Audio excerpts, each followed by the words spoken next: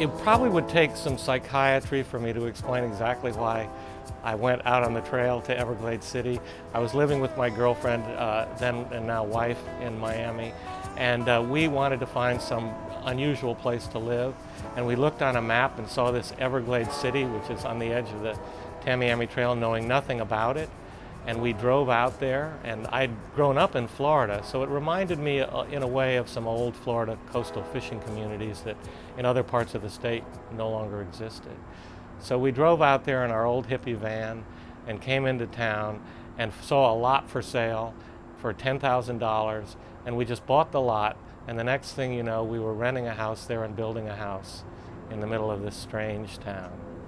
Baron Collier basically created Everglades City. There were a few old pioneer, very tough old pioneer families that could brave the mosquitoes there, which were incredibly difficult even today. But Collier came in and he built this hotel called the Rod and Gun Club. He imported a chef from Bavaria. He was pretty sure that Palm Beach was going to be at his doorstep very soon. But he actually wanted to do something that was grand and something that would sort of put him in history forever as one of the great developers. The Florida myth got at him at a very deep level.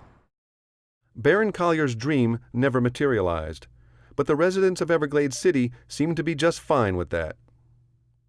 When the Everglades City population talked about the snowbirds, the northerners who came down, the snowbirds, they said it with a little sneer. So they weren't so happy about the tourism, even though tourism would have brought money there, because they wanted to be alone to ply their illegal trade, whatever it was. And culturally, they were just so far away from the hedonistic tourism that Florida represented. They didn't like it. I mean, they didn't have much respect for it. But the Everglades City residents had been sort of 3 generations of people who could live in the swamps, and I think live a life of lassitude pretty much until the next scam opportunity came along, or not scam, but the next illegal opportunity.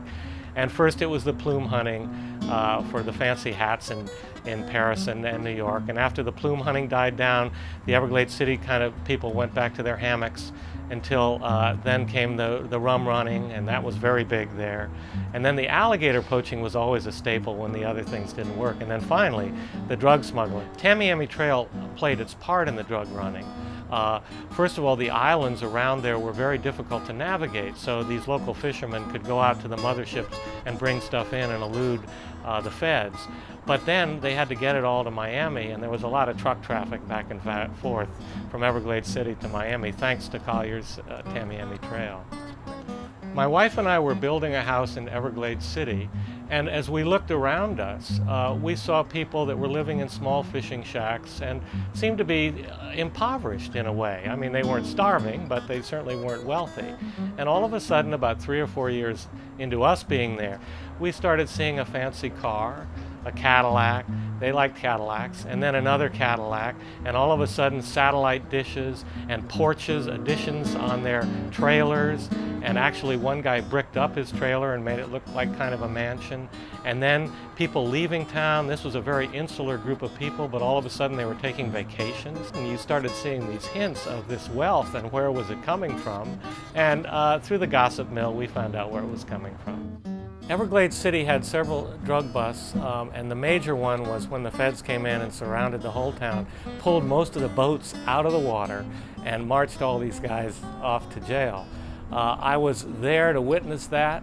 Unfortunately, I had just written an article in Rolling Stone magazine about Everglades City that focused on the drug culture, thinking that A, they would never see it, and B, there had already been articles in the Miami Herald, and I wasn't naming names, so they wouldn't care. Well, they somehow connected the national publicity in my article to this big bust.